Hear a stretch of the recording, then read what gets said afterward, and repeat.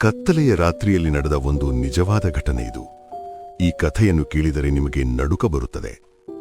ಪೊಲೀಸರು ಈ ಬಸ್ಸಿನ ಪೆಟ್ರೋಲ್ ಟ್ಯಾಂಕ್ ತೆರೆಯುತ್ತಿದ್ದಂತೆ ಅದರೊಳಗೆ ಪೆಟ್ರೋಲ್ ಬದಲಿಗೆ ರಕ್ತ ತುಂಬಿರುವುದು ಕಂಡುಬಂದಿತು. ಈ ಘಟನೆ ಎಷ್ಟು ರಹಸ್ಯಮಯವಾಗಿತ್ತೆಂದರೆ ಪೊಲೀಸರು ತಯಾರಿಸಿದ ಅಧಿಕೃತ ವರದಿಯಲ್ಲೇ ಈ ಬಸ್ಸಿನಲ್ಲಿ ಭೂತಗಳು ಪ್ರಯಾಣಿಕರಾಗಿ ಏರಿದ್ದರು ಎಂದು ಬರೆಯಬೇಕಾಯಿತು. ಅಷ್ಟೇ ಅಲ್ಲ, ಈ ಬಸ್ ಏಕಾಏಕಿ ಕಾಣೆಯಾಗಿತ್ತು. ಯಾವುದೇ ಸಿಸಿಟಿವಿ ಕ್ಯಾಮೆರಾದಲ್ಲೂ ಈ ಬಸ್ಸಿನ ದಾಖಲೆ ಸಿಕ್ಕಿರಲಿಲ್ಲ.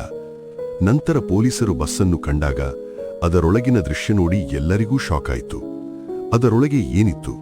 ಈ ಸಂಪೂರ್ಣ ಘಟನೆ ಏನು? ಇದಕ್ಕೆ ಉತ್ತರವನ್ನು ಹುಡುಕಲು ಪ್ರಯತ್ನಿಸಿದ ಪೊಲೀಸರು 29 ವರ್ಷಗಳಾದರೂ ಈ ಪ್ರಕರಣವನ್ನು ಇಂದಿಗೂ ಬಗೆಹರಿಸಲು ಸಾಧ್ಯವಾಗಿಲ್ಲ. ಇದು ಅಪರಾಧವೇ ಅಥವಾ ಅತೀಂದ್ರಿಯ ಘಟನೆಯೇ? ಯಾರಿಗೂ ಸ್ಪಷ್ಟವಾಗಿಲ್ಲ.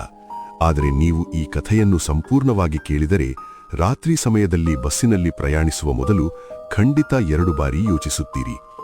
ಇಂದು ನಾವು ಮಾತನಾಡದಿರುವುದು ಚೀನಾದ ರೂಟ್ ನಂಬರ್ 375 ಹಾಂಟೆಡ್ ಬಸ್ ಘಟನೆ ಬಗ್ಗೆ. ಈ ಘಟನೆ ನಡೆದ ದಿನಾಂಕ 14 ನವೆಂಬರ್ 1995. ಸಮಯ ರಾತ್ರಿ. ರೂಟ್ ನಂಬರ್ 375ರ ಕೊನೆಯ ಬಸ್ ತನ್ನ ಡೆಸ್ಟಿನೇಷನ್ ಫ್ರೇಗ್ರೆಂಟ್ ಹಿಲ್ ಕಡೆಗೆ ಹೊರಟಿತ್ತು. ಈ ಸ್ಥಳ ಸುಮಾರು 16 ಕಿಲೋಮೀಟರ್ ದೂರದಲ್ಲಿತ್ತು. ಆ ಬಸ್ಸಿನಲ್ಲಿ ಒಬ್ಬ ವೃದ್ಧೆ ಮಹಿಳೆ, 22 ವರ್ಷದ ಯುವಕ ಹಾಗೂ ಒಂದು ಯುವ ದಂಪತಿ ಪ್ರಯಾಣಿಸುತ್ತಿದ್ದರು. ಸಮಯ ಮಧ್ಯರಾತ್ರಿ. ರಸ್ತೆಗಳೆಲ್ಲ ನಿಶ್ಶಬ್ದ. ಸ್ವಲ್ಪ ಮಳೆಯೂ ಬೀಳುತ್ತಿತ್ತು. ಎಲ್ಲವೂ ಸಾಮಾನ್ಯವಾಗಿಯೇ ಸಾಗುತ್ತಿತ್ತು. ಅಷ್ಟರಲ್ಲಿ ಡ್ರೈವರ್ಗೆ ಕತ್ತಲೆಯಲ್ಲಿ ಇಬ್ಬರು ನಿಂತಿರುವುದು ಕಾಣಿಸಿತು. ಆದರೆ ಅವರು ಬಸ್ ಸ್ಟಾಪ್ನಲ್ಲಿ ನಿಂತಿರಲಿಲ್ಲ. ಸಂಪೂರ್ಣ ನಿರ್ಜನ ಪ್ರದೇಶದಲ್ಲಿ ನಿಂತಿದ್ದರು. ಮೊದಲು ಡ್ರೈವರ್ ಬಸ್ಸನ್ನು ನಿಲ್ಲಿಸಬಾರದೆಂದು ಯೋಚಿಸಿದ. ಏಕೆಂದರೆ ಇದು ಭಾರತವಲ್ಲ, ಇದು ಚೀನಾ. ಇಲ್ಲಿ ಬಸ್ ಎಂದರೆ ಬಸ್ ಸ್ಟಾಪ್ನಲ್ಲಿ ನಿಲ್ಲುತ್ತದೆ. ಆದರೆ ನಂತರ ಡ್ರೈವರಿಗೆ ಯೋಚನೆ ಬಂತು, ಇದು ಈ ಮಾರ್ಗದ ಕೊನೆಯ ಬಸ್. ನಾನು ನಿಲ್ಲಿಸದಿದ್ದರೆ ಈ ಜನರು ಇಡೀ ರಾತ್ರಿ ಇಲ್ಲೇ ನಿಲ್ಲಬೇಕಾಗುತ್ತದೆ ಎಂದು.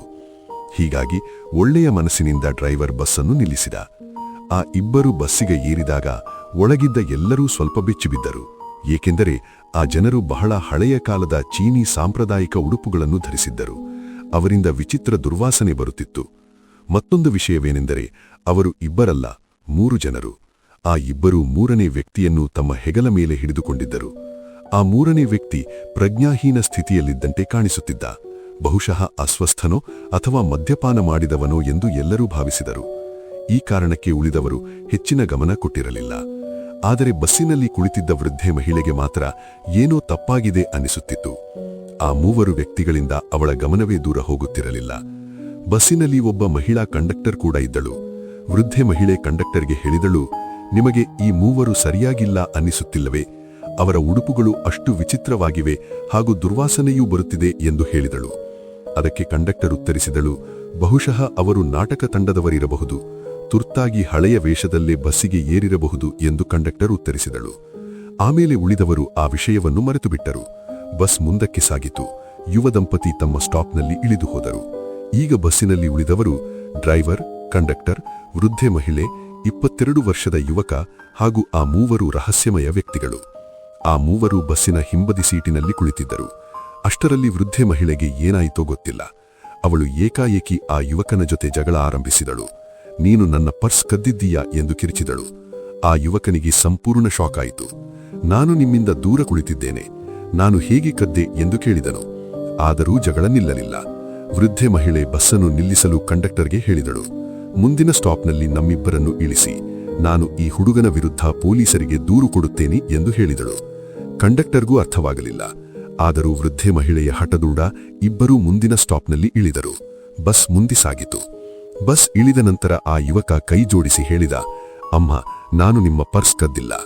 ಅದಕ್ಕೆ ವೃದ್ಧೆ ಮಹಿಳೆ ಹೇಳಿದಳು, ನನಗೆ ಗೊತ್ತಿದೆ ಮಗನೇ, ನೀನು ಕದ್ದಿಲ್ಲ. ಆದರೆ ನೀನು ಆ ಬಸ್ಸಿನಲ್ಲಿ ಇರಬಾರದು. ಅದಕ್ಕೆ ಯುವಕ ಕೇಳಿದ, ಏಕೆ? ನಮ್ಮ ಸ್ಟಾಪ್ ಇನ್ನೂ ದೂರ ಇದೆ.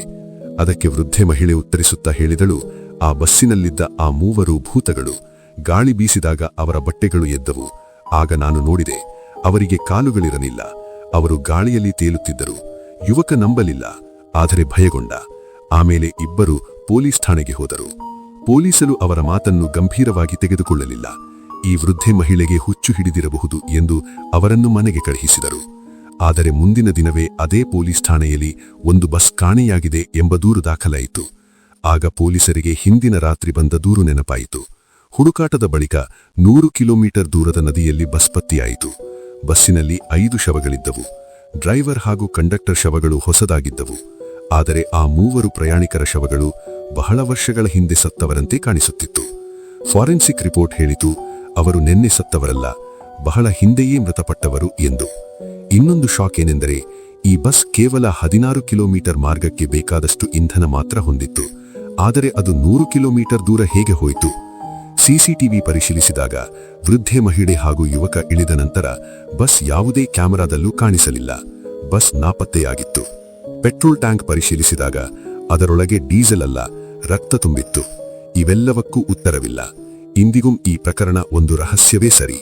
ಹೀಗಾಗಿ ಪ್ರಶ್ನೆ, ಇದು ನಿಜಕ್ಕೂ ಭೂತಗಳ ಕಥೆಯೇ ಅಥವಾ ಒಂದು ಅಪರಾಧವನ್ನು ಅತೀಂದ್ರಿಯ ಕಥೆಯಂತೆ ತೋರಿಸಲಾಯಿತೆ? ನಿಮ್ಮ ಅಭಿಪ್ರಾಯ ಏನು ಎಂದು ಕಮೆಂಟ್ನಲ್ಲಿ ತಿಳಿಸಿ. ಧನ್ಯವಾದಗಳು. ದಯವಿಟ್ಟು ನಮ್ಮ ಚಾನೆಲ್ ಸಬ್ಸ್ಕ್ರೈಬ್ ಮಾಡಿ.